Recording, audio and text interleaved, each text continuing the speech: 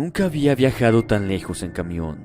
Casi fueron 24 horas sentado, salvo unas breves paradas para bajar a comer e ir al baño. Antes de llegar a mi destino, el camión tomó un camino lleno de muchísimas curvas, unas muy cerradas y otras muy prolongadas. Llegué mareado a ese pequeño pueblo, entre las montañas, que pertenecía a uno de los municipios más alejados de la capital. Fui a ese lugar por motivos de trabajo. Al terminar, tendría todo el fin de semana para descansar. Después de acomodar mis cosas en el hotel, salí a la plaza a buscar algo para comer y alguna distracción. Lo que encontré alrededor de la Alameda fueron solo vestidos de novia y muchas casas de cambio de dinero. Ni una sola heladería o cafetería, salvo esos comercios al final de la calle principal. Había escondida, tras unos frondosos árboles, una relojería. La curiosidad me arrastró hasta el interior. Tenía todos los elementos para ser un lúgubre museo de curiosidades. Poca iluminación, mucho polvo en los estantes, ningún visitante y además había vitrinas por doquier con toda clase de relojes, antiguos, modernos, de cuerda, de mano de correa y hasta digitales. Pero el que más me llamó la atención fue un reloj dorado de madera. Estuve examinando por unos minutos cuando el encargado del lugar salió silenciosamente de la trastienda y caminó hacia mí. Me dijo que ese reloj tenía una macabra y aterradora historia, y con voz misteriosa agregó: ¿quiere oírla? Inframundo, en colaboración con Alguien te observa en la oscuridad, presentan La relojería.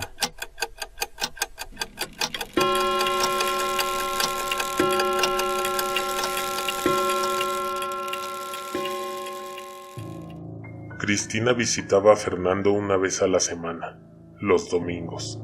Fernando vivía en un pueblo vecino. A las 5 de la mañana, Cristina salía de su casa, aún bajo el manto de estrellas que en cualquier momento daría paso al amanecer. El primer camión salía a las 5:30 de la mañana y llegaba en punto de las 6 al otro pueblo, en el que ella pasaba todo el día en compañía de Fernando. Cristina tenía 16 años y sus padres solo consentían que ella estuviera todo el domingo fuera, siempre y cuando llegara antes de las 5 de la tarde. El 8 de marzo de 1990, a las 7 de la noche, los padres de Cristina ya llevaban más de media hora en la salida de camiones, esperando a su hija. El último transporte arribaba a las 7:30. Ellos estaban muy molestos, pero cuando el último camión llegó a la parada y vieron que de todas las personas que descendieron, ninguna era su hija, cambiaron momentáneamente su enojo por preocupación. Su hija era una chica linda, delgada y muy alta para su edad. Su cabello negro y largo resplandecía maravillosamente bajo la luz de la luna. Ninguno de los dos dijo ni una sola palabra, pero en un momento ambos padres pensaron que no la volverían a ver. Sospechaban que se la había robado el novio. Estaban totalmente convencidos de eso, y por lo tanto fueron a denunciar la desaparición de su hija. La reportaron como perdida. A partir de entonces, pensaron que iban a vivir solos. Sus otras hijas ya estaban casadas. Solo les quedaba la pequeña Cristina. Se fueron a la cama, pero no podían conciliar el sueño. Tenían muchas cosas en la cabeza. Pudieron quedarse dormidos hasta las 2:30. Media hora después, a las 3 de la mañana, sonó la puerta. La tocaban desquiciadamente, como si algo o alguien estuviera persiguiendo a la persona que aterrorizada buscaba refugiarse al otro lado de la puerta, dentro de la casa. Pensaron en todo, menos en que fuera Cristina la que estuviera llegando a casa a tan altas horas de la madrugada. Se veía asustada, estaba despeinada y tenía la ropa desgarrada. En las manos traía un reloj. Era un aparato que no pertenecía a la casa. Antes de preguntarle de dónde lo había sacado, le cuestionaron por qué había llegado tan tarde. Ella les contó que tuvo que venirse caminando porque perdió el camión y que en el camino le había pasado algo extraño. Salió del otro pueblo a las 7:20 de la noche, después de convencerse de que no había otra manera de regresar a casa más que caminando.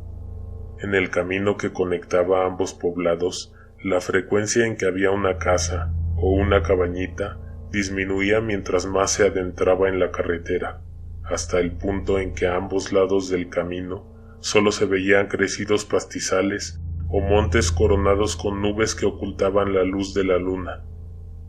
A esa hora, después de la última corrida de camión, no pasaría ningún otro vehículo por ahí, ni para que le dieran un aventón hasta el otro pueblo, ni para que las luces le alumbraran el camino que desaparecía a cada segundo, devorado por la noche.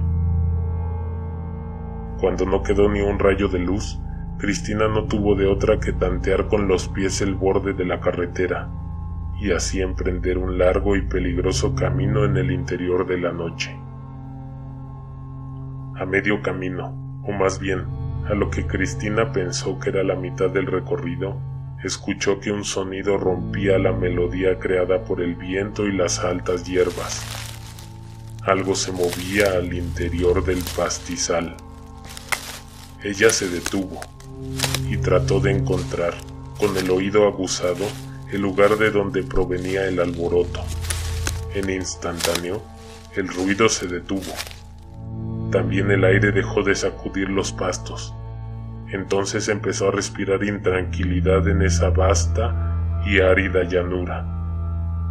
De no ser porque la luna comenzaba a asomarse en el horizonte, la distracción reciente hubiera hecho que Cristina se perdiera en la oscuridad.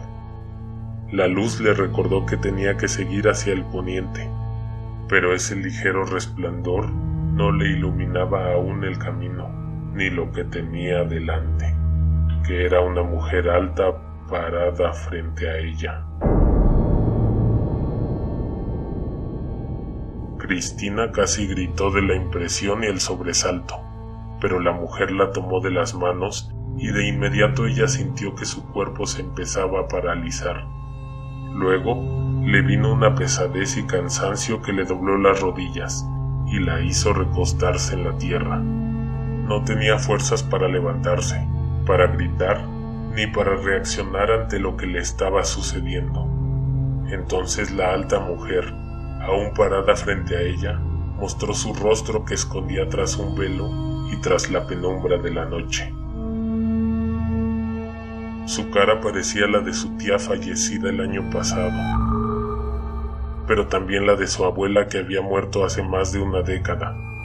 La siguió mirando y le encontró parecido con la hermana de su novio. Ella había muerto de una caída, y también de la señora de la tortillería y de su hija que habían fallecido en un incendio. Eran todas esas mujeres al mismo tiempo, mirando a Cristina con los mismos ojos.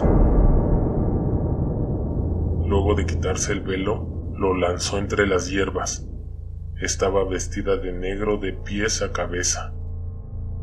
Tomó a la muchacha de las piernas y la jaló hacia el pastizal. Cristina tenía poca fuerza en sus manos, y sus uñas trataban de aferrarse a la seca tierra o al pasto crecido, pero no lograba frenar ni un poco el arrastre.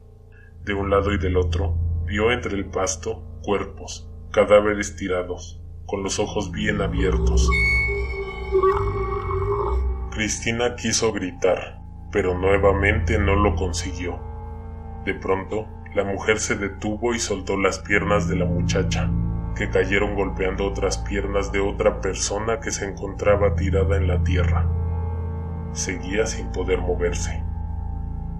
En ese instante, la mujer se inclinó y recitó unas cuantas palabras al oído de Cristina.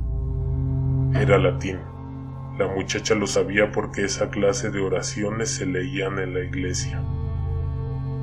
Después la mujer de negro le besó la frente, le tomó los brazos y se los cruzó en el pecho. Poco a poco, Cristina sintió que los ojos se le cerraban lentamente. Cuando los volvió a abrir, ya habían pasado unas cuantas horas. Ahora la luna estaba posada justo encima de ella, en el punto más alto del cielo. Tenía los brazos cruzados todavía. Buscó a su alrededor su bolsa. La encontró a tientas y se levantó con dificultad. Su morral estaba más pesado. Lo abrió y encontró un reloj que no traía cuando salió del pueblo. Estuvo dando vueltas tratando de ubicarse físicamente en el lugar donde estaba. Cuando logró orientarse, retomó el camino hacia su pueblo. Después de un largo rato, vio unas luces que anunciaban el inicio del poblado. Entonces se sintió aliviada. Ya solo faltaban un par de kilómetros para llegar a su casa. Terminó de relatar lo que le había sucedido y entonces los padres le preguntaron que por qué venía golpeada y con la ropa desgarrada. Cristina entonces se echó a llorar.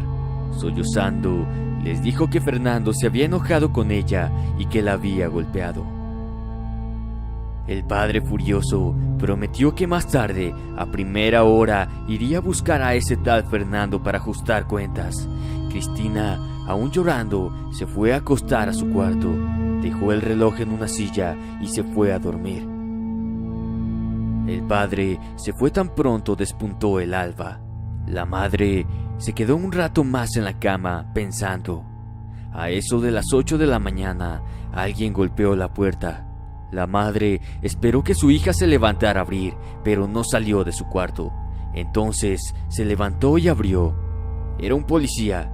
Le pidió a la señora que acudiera cuanto antes a la estación. Su hija, que había reportado como perdida, había sido encontrada en la carretera, tirada a la orilla del camino. La mamá de Cristina no lo podía creer. Su hija estaba dormida en su habitación. Acudió a verificar y no vio a nadie en el cuarto de la muchacha. La cama estaba bien tendida como la había dejado el día anterior. Trató de buscar un rastro de que su hija había estado ahí. El oficial entró a la casa, confundido por el extraño comportamiento de la señora.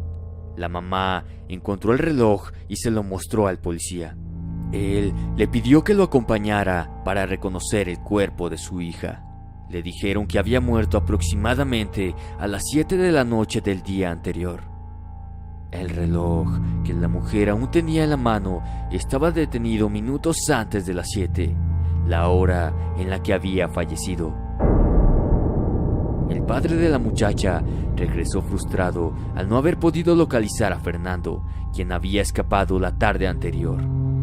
El reloj estuvo un tiempo con la familia y luego fue llevado a la relojería, donde se conserva aún detenido a la misma hora en la que murió Cristina. La historia era aterradora y dolorosa. Cuando el dueño de la relojería terminó de contármela, guardó silencio y se concentró en mi reacción. Yo estaba perturbado y miraba con horror el reloj que marcaba las 6:57 de la tarde. De hecho, todos los relojes ahí marcaban la misma hora, 6:57. Saqué mi celular y verifiqué que era la hora exacta. La tienda ya debería estar cerrada y también los demás locales de la plaza. En ese pueblo el día terminaba temprano y todos se encontraban en sus casas pasando las 7 de la noche. Si no quería caminar entre las solitarias calles de ese triste y lúgubre pueblo, tendría que ganarle a la noche. Salí del lugar sin despedirme, pues el encargado había desaparecido en la trastienda. Tras de mí se cerró la puerta de cristal. Luego de dar algunos pasos afuera del local, giré mi mirada por encima del hombro. Entonces pude ver al interior. En el lugar donde estaba el reloj que me había impresionado, se encontraba una muchacha alta, delgada y con el cabello negro, reluciente ante las luces del interior de la relojería. Esta abrazaba cerca de su pecho el reloj que marcaba las 6:57.